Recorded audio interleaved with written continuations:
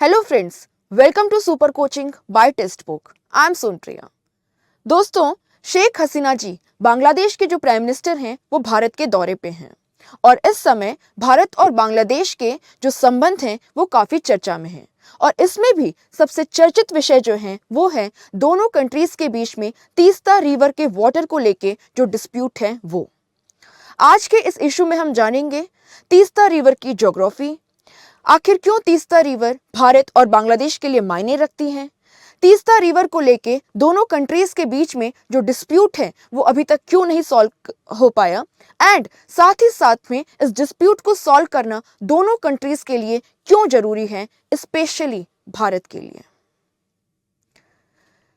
अगर मैं तीस्ता रिवर की ज्योग्राफी की बात करूं तो तीस्ता रिवर सिक्किम हिमालय से ओरिजिन करती है एंड यहां पे ये कांगसे एंड जेमू ग्लेशियर से निकलती है। नॉर्दर्न वेस्ट बंगाल से होते हुए ये बांग्लादेश के अंदर एंटर करती है और यहाँ पे ये ब्रह्मपुत्र रिवर, जिसे बांग्लादेश के अंदर जमुना कहा जाता है, उससे मिलती है। अब ये जो तीस्ता रिवर है ये बांग्लादेश और इंडिया के बीच में जो लगभग 54 रिवर्स शेयर की जाती हैं उनमें से 4th लार्जेस्ट रिवर है।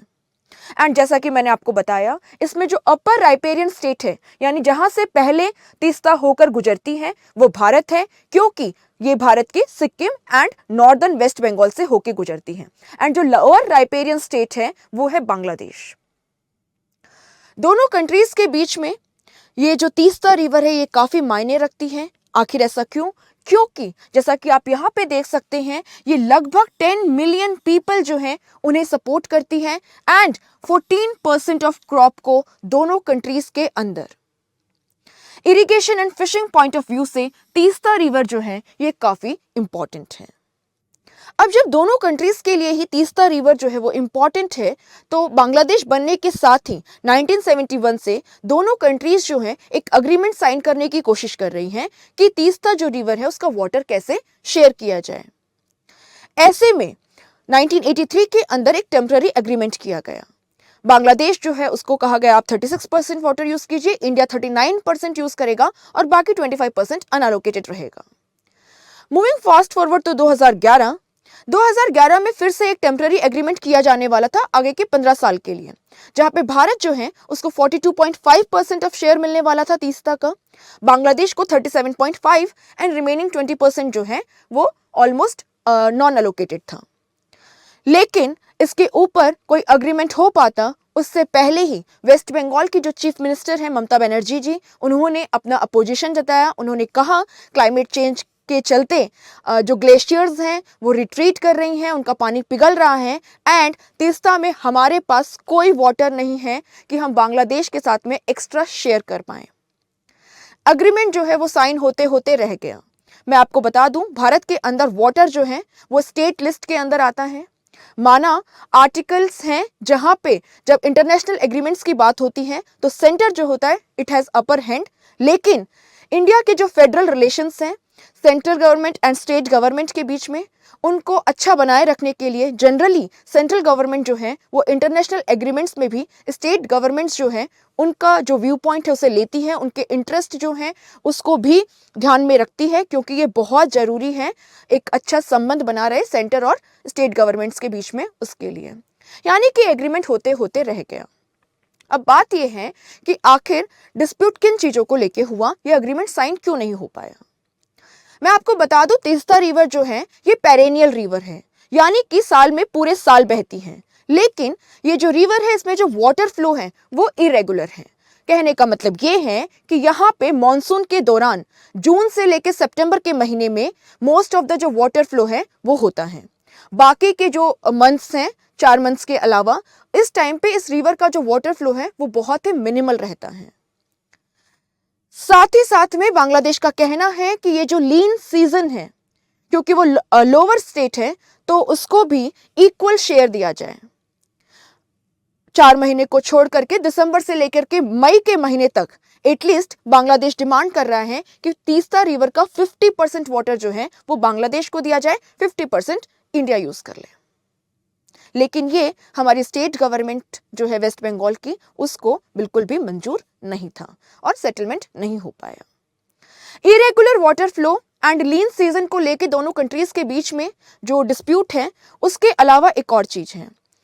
बांग्लादेश जो है वो कहता है कि आपने तीस्ता रिवर के ऊपर स्पेशली सिक्किम के अंदर बहुत सारे हाइड्रो इलेक्ट्रिक प्रोजेक्ट्स बनाए हैं, और ये जो हाइड्रो इलेक्ट्रिक प्रोजेक्ट्स हैं ये एक तरीके से बांग्लादेश के लिए अच्छे नहीं हैं, क्योंकि शेख हसीना जी और उनकी गवर्नमेंट का कहना है कि जब फ्लड्स आते हैं, यानी कि जब मॉनसून का सीजन होता है, तब ये जो बांध बनाए गए हैं तीस्ता रिवर पे, ये इतना वाटर छोड़ देते हैं कि बांग्लादेश के नॉर्दर्न एरियाज के अंदर फ्लड्स आ जाते हैं।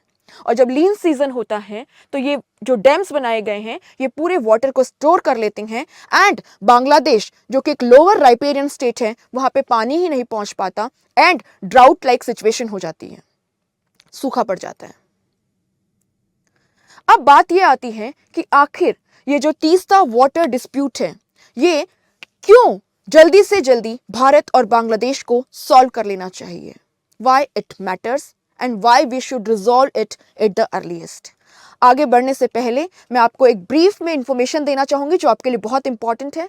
अगर आप घर बैठे एक अफोर्डेबल कॉस्ट पे अपने यूपीएससी सिविल सर्विसेज का प्रिपरेशन करना चाहते हैं, मेंस प्रीलिम्स इंटरव्यू का कॉम्प्रिहेंसिवली, तो आप हमारे सुपर कोचिंग के कोर्स को परचेस कर सकते हैं, जहां पे आपको मिल रहे हैं video courses, mock test, study notes and yes live classes जो हम सब लोग आपकी लेते हैं।